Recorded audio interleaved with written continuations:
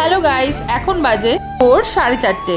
আজকে ওমকারের জন্মদিন ছিল, তাই জন্য আমরা সকাল সকাল বেরিয়ে পড়েছি একটা অফবিট ডেস্টিনেশনে। তোমরা দেখতেই পারছো ডানলপ পেরিয়ে আমরা এগিয়ে যাচ্ছি আমাদের উদ্দেশ্যে। আমরা কিন্তু একটা ফরেস্টে যাচ্ছি। ভিডিও শেষে জানিয়ে দেব ফরেস্টের নাম। ঝাড়গ্রাম ক্রস করে মিঠো রাস্তা ধরে আমরা এগিয়ে যাচ্ছি আমাদের উদ্দেশ্যের দিকে।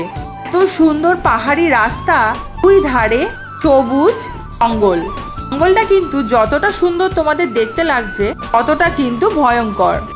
তখন সেখান থেকে কিন্তু হাতি বেরিয়ে আসতেই পারে। একটু দূর যেতেই দেখলাম ছোট ছোট সুন্দরভাবে বিস্তৃত পাহাড়।